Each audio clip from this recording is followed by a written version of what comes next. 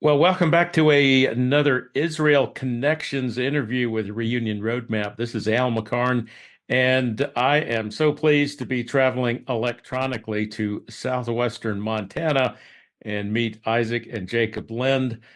Hey guys, welcome to the show. Yeah, thanks for having us. Now you just got back, well, it's about a little more than a month ago now. You just got back from Israel. So tell us why you were there and how long you were there. We were there for 7 weeks. Yeah, just a little over 7 weeks, and left first of around beginning of December, came back end of January, and we just went over there to just with the war going on and stuff. It was kind of on our hearts to just show our support to the Jewish people in any way that we could, and so we just both really wanted to go over there and help volunteer. And so once we got the call, then we're like, okay, it's time to take action. So All right. And Isaac, you had been there already. Yeah, that was a few years ago. I was there. Hmm. 2022. Yeah. yeah. Yeah, in 2022. Yeah. And now, who were you with when you were there this time and in 20 HaYovel. HaYovel? HaYovel. Yeah. Their organization. Yeah. Uh-huh. Our Yeah. good friends at HaYovel. So Hmm. what did you do this time around? This time when we first got there, they were harvesting olives for a guy. There is with he had the Tura winery, and so he owns the Tura company, so he has a wine he's got vineyards, and Olive he's got groves. olive groves and stuff, and so Yeah. we spent a lot of time in the olive groves over there, Yeah. about 2 Yeah. weeks. Because of the So war, there was a lot of the Thai workers that usually are there harvesting the olives. They had to leave because of the war, so a lot of the olives were going to waste. So we spent most of the month of December harvesting olives for him and running the press and things. And mhm. yeah, All that's what right. we did for the first month. Second month, we were working on a horse therapy farm, building an arena out of stones and stables and things out of stones also. So, and Mhm. concrete, sort of, forming it all up and then laying the stones in with the concrete. So, And I saw something that the Israel guys did on a video about that horse farm that you worked on. Mhm. Yeah. And so what was the purpose of it? Well, the arena, I guess, because we were working for, their names were Chaim and Ruti, and they just, they were living in a community there, like they had this place in in the community there, with That's a where little arena, that's and where it they was had pretty small. That's where they had the horses. They had like 9 horses or so, and it was kind of small for what they were like.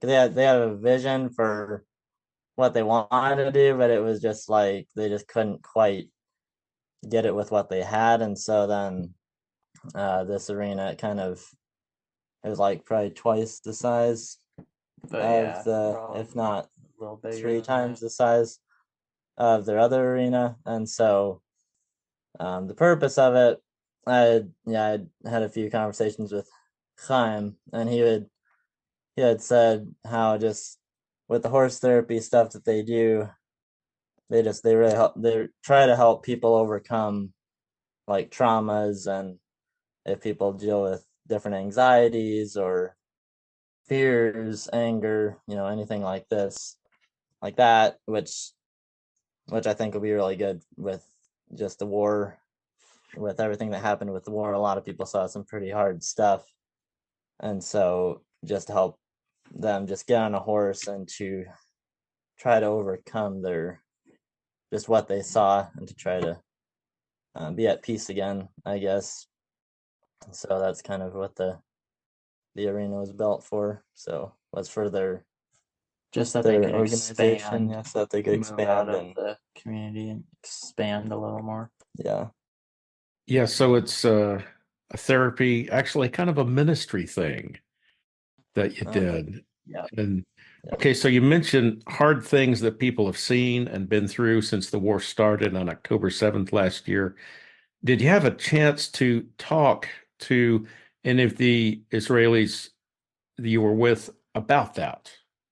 Not a whole lot, I guess, because where we were we were pretty busy working a lot of the time, and I don't think that there was anybody personally that had witnessed it that we were around. I mean, we saw a lot of Jewish people, worked with a lot, but we didn't really.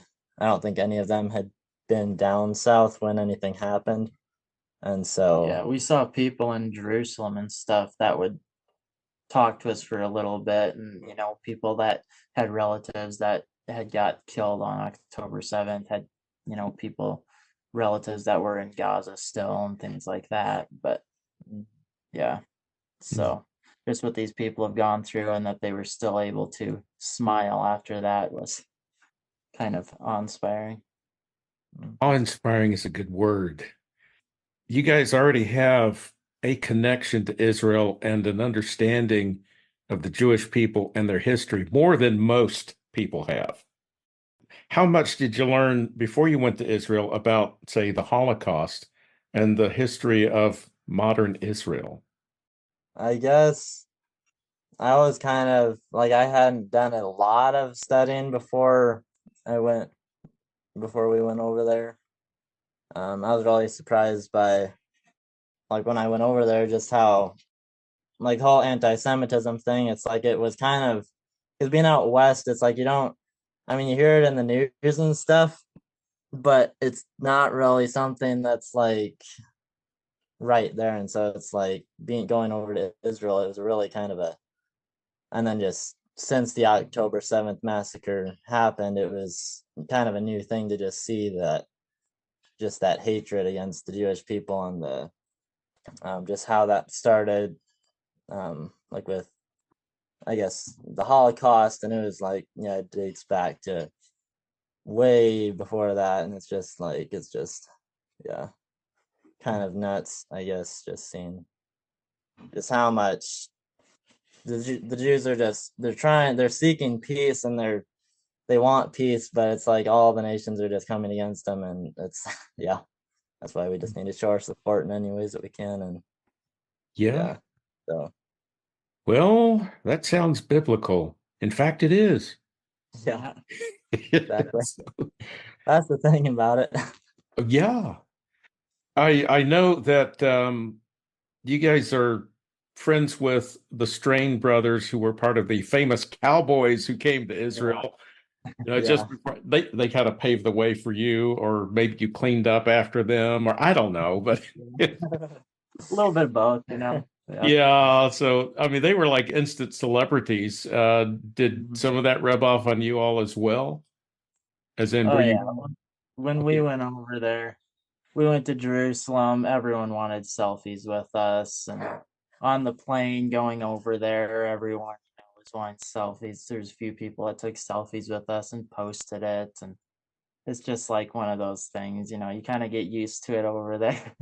Uh, But yeah, yeah, yeah. well, Thank God, though. Most of it had kind of died down yeah. when we got there because we got there like a month after it was like really nuts and which it was still crazy that first time we went to Jerusalem. We got probably Well, it was during Hanukkah too, so there was a over lot of people in 40 Jerusalem. So selfies with people, and it was, yeah, it's a little crazy. yeah, that's a little bit different from. I mean, you're just two regular guys from yeah, Montana. Yeah, yeah, yeah, exactly. exactly. So, were you homeschooled when you came up? Hmm. Okay. Yeah, yeah. Growing up, we were all our mom and dad. They really wanted to keep us out of the public school system with all the because they had both been public schooled growing up, and there's a lot of junk that they had to deal with, and so they wanted to keep us kids out of that system, and yeah, Mm. so we're really thankful for that. that they chose that for us. But And I would assume also a biblical upbringing. yeah, Mm. yeah, Okay. we were a part of a church for a while. Like at the beginning, were we were born Christian into a Christian environment, and yeah, we were churchgoers. And then when I was about 7, I think, 7 years old, there was just a few things that weren't really lining up with what the church was teaching, and so we were looking into just reading the Bible for ourselves and digging into it and stuff, and so we that's kind of how we connected up with HaYovel and stuff like that, because we're doing the biblical feasts and things like that, and then some friends of ours connected us with HaYovel, and so that's how the whole Israel desire started, I guess. That's kind of a common thread that I've heard from people as I talk to them. And Isaac, you were the first one who went with HaYovel. How did that happen? I mean, how did you Um, hear about it? And so, well, anyways, at that year, I was living down in Missouri for the summer. I drove down there because one of our sisters was getting married. So I drove down there to help him out with things, and I was gonna just spend the summer there. But then my other sister, who also got married that year, she was thinking about going to Israel. And at that time, I wasn't considering going to Israel at all. Like, I didn't really even want to go. But then she brought it up to me if I wanted to go or not. And I was kind of like, maybe, maybe not. Like, maybe I could go for 2 months or something. And she was like, why don't you just pray about it, see what you think. So I prayed about it for a few days, and she wanted to go for 3 months. And I thought maybe 2, maybe less than that, I'll see. But after praying about it for a while and then talking with Tommy Waller, because he was there in Missouri where we were staying, and then after all that, I felt like I should go for 3 months. And so yeah, that's kind of how that all went about. It was kind of totally new for me because then I had to get a passport quick because I did not even have a passport. Got it the day before we flew out, and so it was kind of hectic, but it was all a God thing. It was really cool to see him working through all that. So I guess you were harvesting grapes at that time. yeah, we went. Let's see, it was the end of July, so we had the month of August. The beginning of August, we were harvesting the white grapes because those get ripe before the purple grapes do. And then we were just doing odds and ends around the HaYovel base there, just fixing different things, working on different projects until the group of volunteers showed up the beginning of September to do the 6 weeks of harvesting. All right, so that was your Israel bug. And Jake, how about yours? When your brother was off in Israel, did you have any desire to go and follow his footsteps? Yeah, I had wanted to go to Israel for a while. I guess it was kind of on my heart to go, but I was still kind of young. At that time, I was 16, and so I couldn't really.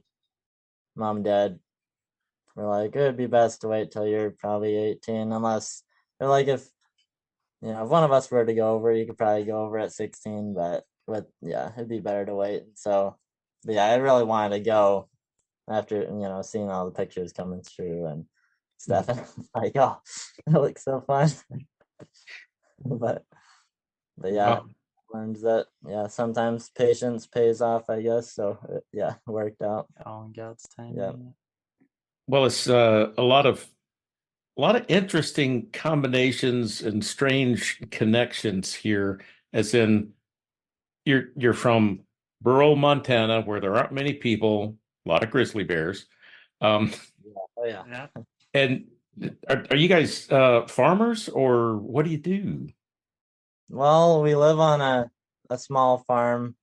We have just a bunch of different animals. A milk cow, dairy goats, chickens. We try to raise all our own meat and try to supply all, or like not raise all our own milk, but like harvest all of Supply our all own of our dairy products. harvest all, yeah, supply all our own dairy products if we can. Just because of all the preservatives in the store, things are just getting so gross nowadays. Yes. But for the most part, I guess I kind of, for the last few years, I was in school, and so I had a lawn mowing business, so that it was just a seasonal job, and so I could do my school through the winter time, and then in the summertime I'd have work that I could rely on, and then I'd quit in the fall, and so then I could start back up with school, and so that's what I've done the last few years. But now that I'm graduated, it's like stepping into a whole new world, and so it's gonna be looking for work now. So Yeah, so that gets to the next thing. What do you want to do? What are your life goals for each of you? Well, my life goal, that's a really good question. I guess this year I'm probably gonna, I'm hoping to become be a small engine repair guy. Not sure if I'll be staying here or not in Montana, but that's kind of a hope. I guess I'm kind of studying into that a bit, and then just doing whatever God's called me to do, and just going where He wants me to go, I guess, and trying to keep a humble spirit with everything. So yeah, that's my goal in life, I guess, to serve God with all my heart, mind, soul, and strength. So that's like a Hineni spirit, as in, here am I, send me wherever. That's good. He's probably going to surprise you. yeah, They kind of happen, Isaac, how about you? At the moment, I'm trying to get to Wisconsin, trying to move there. That's just where I feel led to move to. Been feeling that way for a few years, anyways. So, see what happens once I get there. See where he directs me and leads me. But as far as work and stuff, as of right now, I just shear sheep during the spring. That's what we're doing right now. Jake also shears. I've got a small sheep herd, so I sell that wool and the lambs and things like that. But yeah, once I get to Wisconsin, I'm just sort of keeping it open and looking to see where God leads me and what work pops up and things like that. So you're no strangers, either of you. You're no strangers to hard work, and seems like you're pretty knowledgeable at the important things of, let's see, how to survive, where food comes from, how to build stuff, how to fix stuff. That seems like a lot of skills that come in handy in Israel, just about anywhere. In fact, shearing sheep, did you think you might want to go back and do that in Israel at some point? I'd like to at some point. I'm not sure if it'll happen this year or not, just because with that HaYovel, they have a lot of things going on. They'll be coming back to the States a few times this spring and things. So I'm not sure if they'll be doing a trip like that, but I would definitely like to sometime in the future. I think that would be really fun to do, but we'll see when that time comes. Are you more comfortable in the country or in the big city? Definitely in the country. Yeah, definitely. Definitely For country. him, Yeah. Big city is just way too big. Yeah, way too big. Way too many people. Way too busy. Yeah. And I know you've been in a few. You probably went through New York to get to Israel and went Yeah, to. it's a pretty busy place there. Yeah. Oh yeah, and then St. Louis to get to the Love and Purity base down there in Missouri. And where in Wisconsin, Isaac, are you thinking of going? Yeah, it's more southern. The town is Richland Center. That's about, our grandma's down there, and we have other family members that live around there too. It's just a really pretty area down there, and that's where I feel called to go to. So that's just where I'm looking right now. Well, I know the Lord's going to lead you. But let's get back to Israel. I got a few more questions about Israel. and about the Jewish people, about this war that's going on. When you were there, the war was entering its third month. When you left, it was coming out of the fourth month. What was the atmosphere like? What was the mood of the people? What did it feel like just being there? I guess like where we were, it was pretty. It was a little quiet. I guess I know you'd probably know more because you were over there before, like when it was normal. Well, I just sensed a lot of the I people guess. having a lot more fear than they usually had. That's the main thing that I noticed while being over there. But I still see, how amazing it is how they're sticking together. They're all coming together. They're flying in from everywhere because they're at war. It's like any other country, you don't have people flying from all over the world back to where they're from to help each other. That was really neat to see. But yeah, I did sense a lot of fear in people, it makes sense, but for what was going on over there. Yeah, and there was like for the like on base there was like 15 IDF soldiers that were staying on base, kind of patrolling around the area, and so I think that was a little bit more than what they used to have. Yeah, just because of with the war and everything. And then wasn't Jerusalem pretty quiet too? Well, that was 'cause it was Like a rainy day. But yeah, there was a lot less people there. Well, for those who have not been to the HaYovel base, it's right there on Har Bracha, the Mount of Blessing, and it overlooks the city that the rest of the world calls Nablus. What's the biblical name of that city? Shechem. Shechem. Yeah. I grew up in Alabama. We call it Shechem. Yeah. But Shechem, that's a biblical city. That's the city of Joseph. His tomb's there. Yeah. What did you think about being not that far away from an Arab town where they don't like you?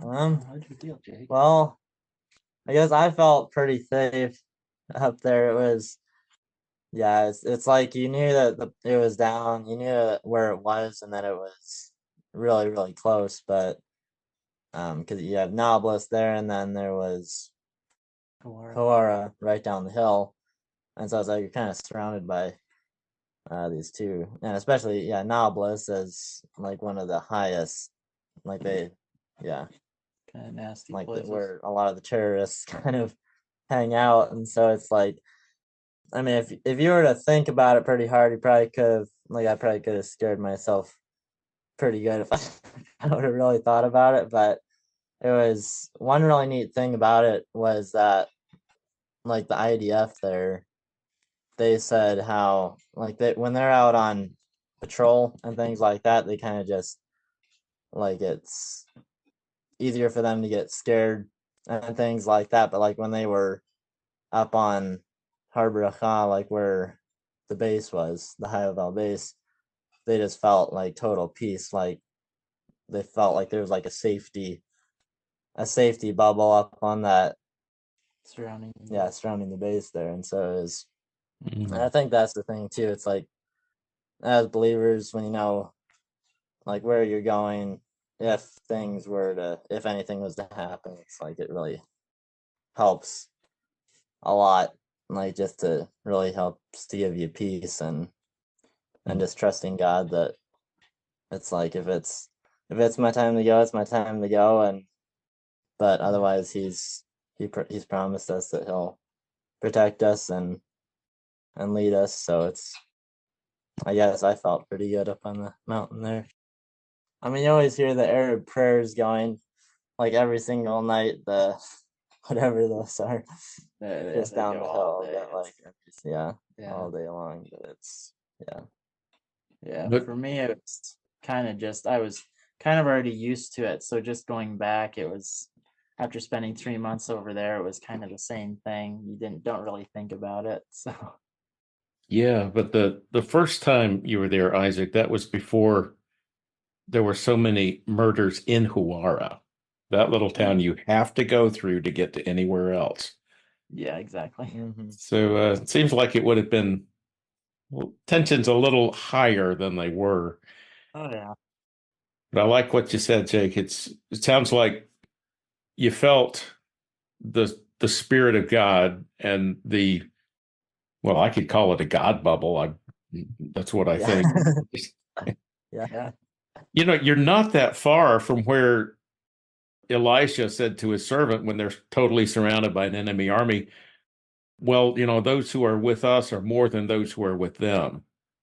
And I Mhm. think you experienced that, although you probably couldn't Yeah. have seen into the heavenlies to know Mhm. who's there, what great warring angels God has Yeah. protecting his people. Yeah. Mhm. So you going to go Yeah, back and do it again? Well, I obviously yeah. you Oh are. yeah. Definitely. One day. Yeah. So yeah. Yeah, and that's the thing too. It's like with being in the land where it's like all the stories or a lot of the stories in the Bible took place. It's like it's just that steady reminder. I mean, like Har Bracha, that means the doesn't it mean the blessing or something like Mount of Har Bracha, blessing. that Yeah. yeah, amount of Yeah. blessing, and so it's like that's Everywhere you it's like walk. everywhere you go, everywhere you walk, it's like that this like some number of years ago there was somebody that was like somebody in the biblical times that walked this route, and so it's just like Helps the Bible to come to Yeah. life. and it just helps you to Get over give there. just to get a greater confidence, and like when you hear these stories, when you read about them in the Bible, and then you like when Jonathan and his armor bearer went up on the mountain and fought those Philistines, and it was like, if we get this, if they say this to us, then we know, they're given into our God's given them into our hands and stuff. And it's like you can read about those things, but it's like when you actually see some of the sites where it happened and like connect your vision to the stories, it's like it makes it all the more real and just like wow, like Oh yeah. this is amazing, yeah. So Oh yeah. And that's why I know we're in agreement on this. That's why everybody needs to go. yeah, I know. Exactly. That's the thing. You're missing out on so much if you haven't been there. It's And Tel Aviv is nice, but don't stay in Tel Aviv. Go to the biblical heartland Mhm. where you guys were, right in Samaria. exactly. Mhm. Yeah. Now, let me ask you a question about the Jewish people that you connected with. Had you had either of you had a chance to connect with Jewish people before you went to Israel? Not really. No, I guess hadn't. in JFK we did. Oh yeah. Yeah. Yeah. But not really before, I Yeah, guess. before flights or anything. Yeah.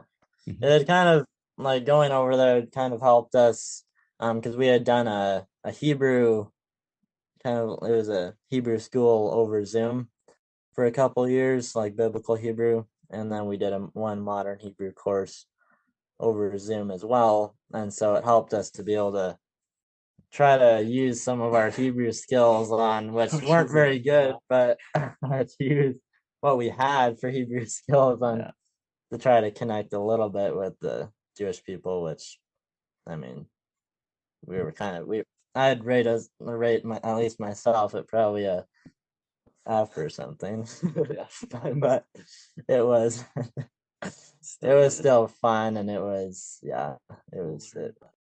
Well, what surprised you? That of course there's a language barrier, but then so many Israelis speak English. But what surprised you about especially these Orthodox Jewish pioneers who the rest of the world would call settlers in Judea and Samaria? What stereotypes got blown out of the water when you actually met them? What were you expecting and what was different? yeah, I have to guess think back a few years. with some of you're talking about like with the Orthodox. Yes, especially with the Orthodox.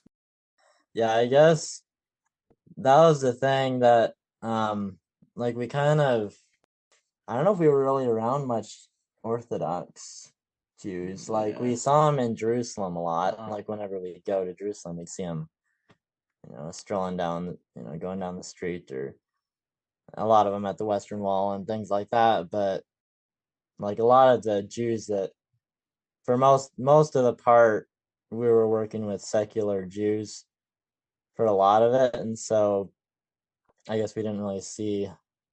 I know Erez, I think with Tura Winery, I think he's religious, but Yeah, he'd be real. I don't know what sect of Judaism he is a part of. But What I'm getting at is the rest of the world, the media, the governments of the world, they would say that these people living in Judea and Samaria, especially these settlers in the West Bank, are far-right religious extremists, and that they are an obstacle to peace and a threat, not only to the Palestinians who live there, but even recently what President Biden said in his executive order, even a threat to the national security of the United States.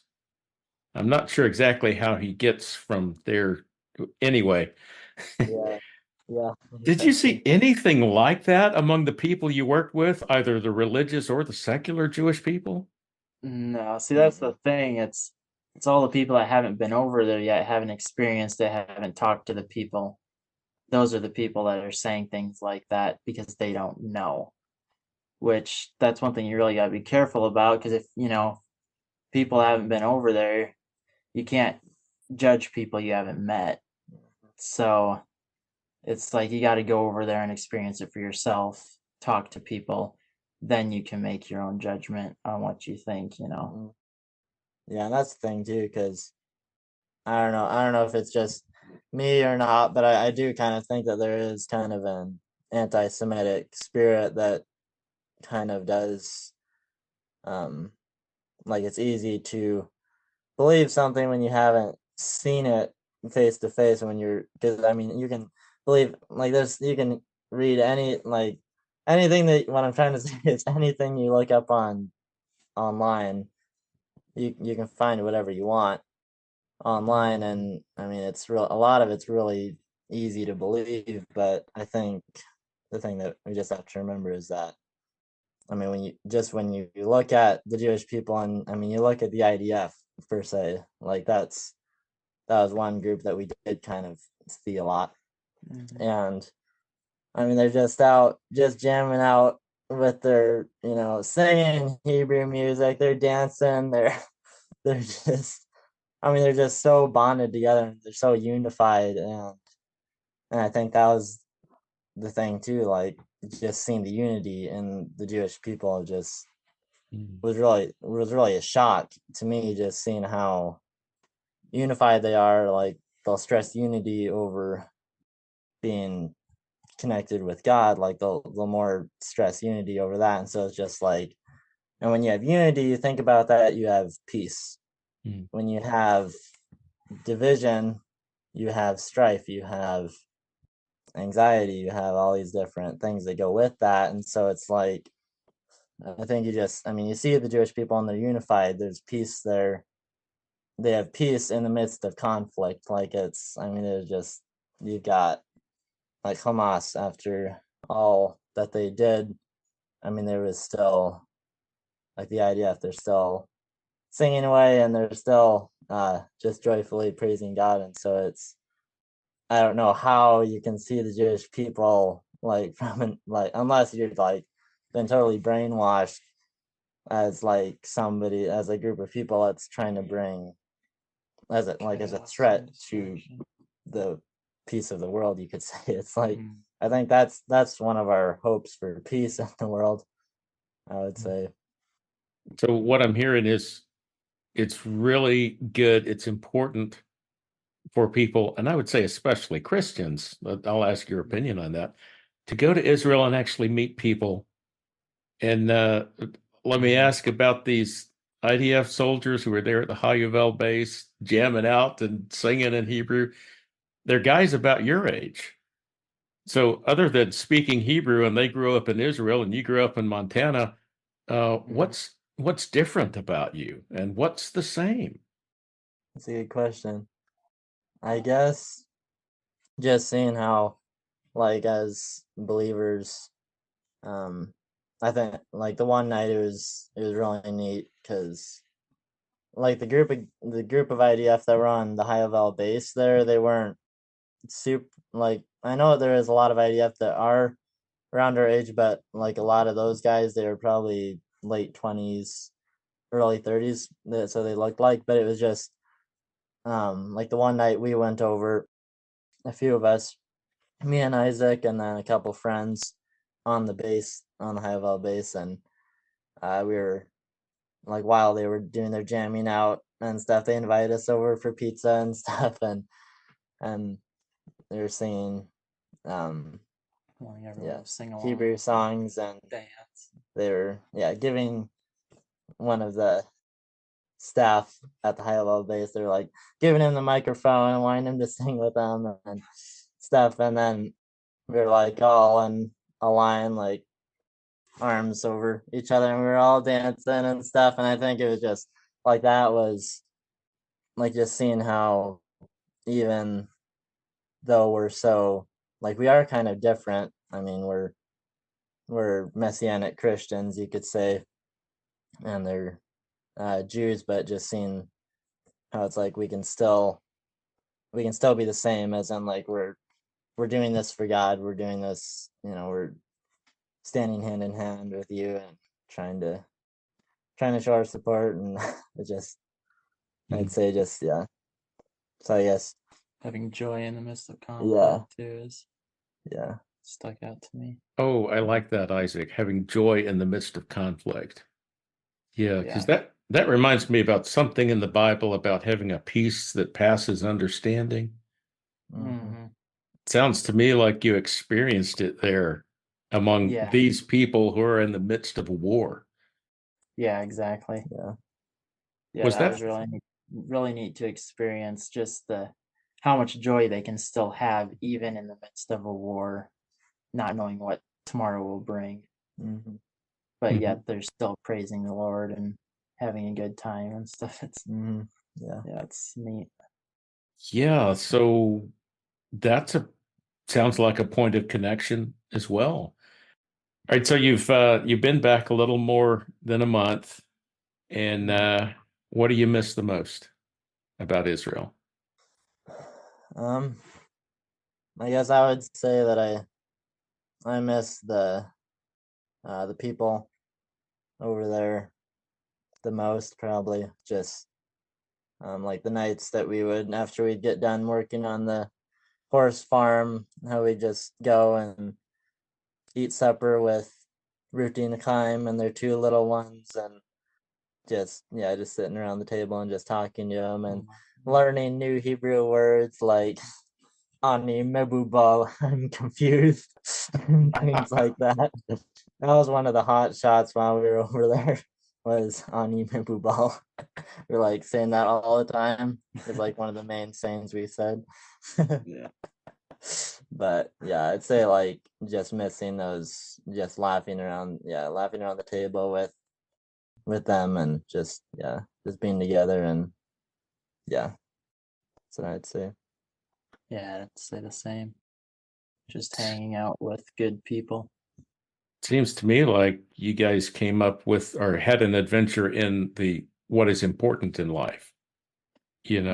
Relationships, getting to know people, and cutting through the stereotypes, the biases, the outright lies, which come from ignorance, a lot of it, and fear. But you really did make a connection, and I appreciate hearing that, because it sounds to me like you've had a connection on multiple levels. The physical of being there in the land, and the social and emotional of connecting with the people, and then the spiritual as well. So why is it that more Christians, or Messianic Christians, however we describe ourselves, why is it that more of us don't know this and don't go to Israel? Any ideas? Yeah, that's what I've kind of something to ponder, because it is really important, I think, to connect with connect with the people over there and connect with the land. And I would have to say that I encourage anybody who hasn't gone over to Israel, if you can do it, if you can make the trip, definitely take the time and just take the time to go and do it, because it's needed. And it's just really good, I'd say. Yeah, really good for your spiritual walk and I don't your think journey with God. people realize how life-changing it is after going over there. Mhm. Because you can go there and then when you come back, you're not the same person as when you went there. Yeah. And a lot of people don't realize that until you go over there and experience it for yourself. And I would imagine right now, when Israel is in the midst of such a war, that it's even more important to be there. Mm-hmm. Yeah, to show your support and to help out where you're needed. Yeah, that was the thing too, with just the war going on, because we had talks with people, with our friends that were over there, and different members of the staff at HaYovel and stuff, just with all the stuff that was going on, in Jerusalem, with people wanting to get pictures and things like that. And over time, it kind of started to get tiring, wanting, there's all these people wanting to get pictures with you, and you're like, okay, yeah, things like that, because it wasn't normally like that before the war started. It just wasn't a big thing. But I think the reason why the Jewish people were wanting to get pictures with us as Americans is because it was just in the midst of all this, in the conflict, and with Hamas coming against them, and then the US just different. I mean, it's just so confusing where the USA stands right now. And just seeing Americans showing their support to them, I think that's what the HaYovel staff was just kind of encouraging us, is that it's it can get kind of tiring at times, but at the same time, it's the reason why they're doing that is because they see that you stand with them, and that they see that you love them, and that you want the best for them, and you want them to continue forward and stuff. And so I think it's, especially with the war going on, it's definitely important to, if you can, get over there and just show your support. They really like it. Well, I got one last question. Okay. Did you feel like you were walking out the fulfillment of prophecy?